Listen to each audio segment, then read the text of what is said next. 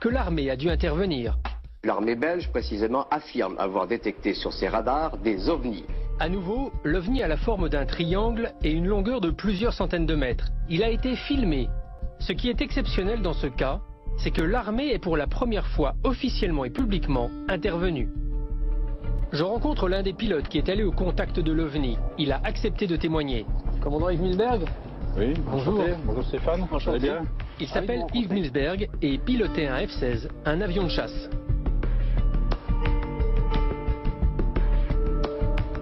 Tout commence en 1989. Pendant 18 mois, quantité de témoins vont observer des énormes ovnis, au point que l'on va appeler ce phénomène la vague belge. Sur cette période de 18 mois, il y a en tout cas entre 1000 et 2000 ou peut-être un peu plus de personnes qui ont observé cet objet en fait de forme triangulaire et qui ont rapporté en fait, si vous voulez, à un organisme ou à la force aérienne leurs observations. La plupart des témoignages vont tous dans le même sens et ont été faits par des gens, je veux dire, crédibles.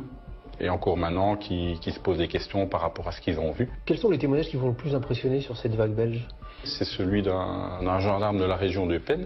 Et ce monsieur, enfin ces deux gendarmes, ils ont pu effectivement constater voilà, l'existence d'une plateforme qui était au-dessus d'eux et qui était quand même d'une taille, je veux dire, assez considérable.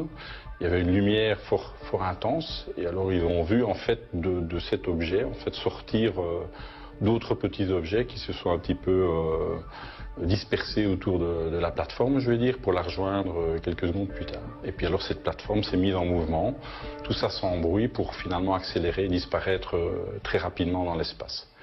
Donc voilà, étant donné qu'il s'agit d'une personne accréditée, d'une personne crédible, je veux dire, ça interpelle toujours. Lorsque l'armée devient elle-même témoin de ce phénomène, la réaction est immédiate. La sécurité du pays est peut-être en jeu. L'état-major prend alors la seule décision possible. L'alerte est donnée. 2 avions de combat sont envoyés au contact. Les pilotes ont 10 minutes pour décoller. Yves Milsberg est mobilisé. C'est lui qui part ce soir-là. On nous donne comme mission en fait d'intercepter et si possible d'identifier en fait cet objet. Donc juste après le décollage, on est rentré en contact radio avec le centre de contrôle aérien de Glon, qui nous a donné en fait des indications pour essayer de s'approcher au plus près en fait de l'objet. Et alors il se passe comment votre vol?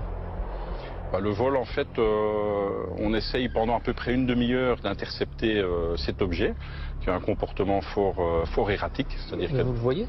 Alors on ne le voit pas parce qu'on est en contact radar avec lui à 2 reprises sur cette demi-heure.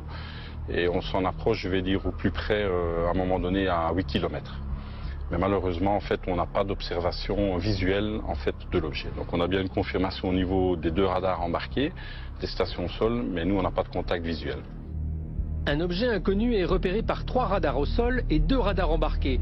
C'est évident, quelque chose se trouve vraiment dans le ciel. Les avions de chasse le poursuivent et tentent de le rattraper.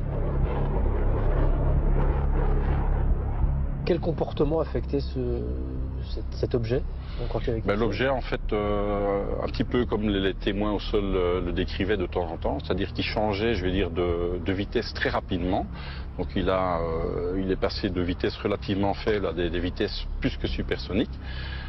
Également, il changeait d'altitude très rapidement, donc il y a eu des grosses variations d'altitude vers le haut ou vers le bas, et la même chose pour la direction. Donc en fait, c'était assez difficile au niveau du radar et nous au niveau de l'interception de parvenir à s'en approcher parce que voilà, il bougeait un petit peu dans tous les sens, si on peut s'exprimer ainsi.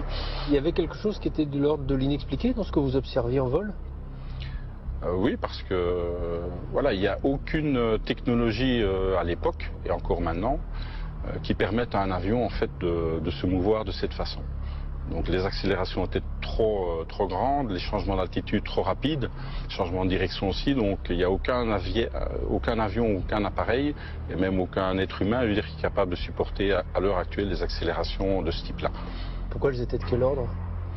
L'ordre de passer de 300 km/h par exemple à 3000 km/h en l'espace de quelques secondes. En Belgique, un cas a été si incroyable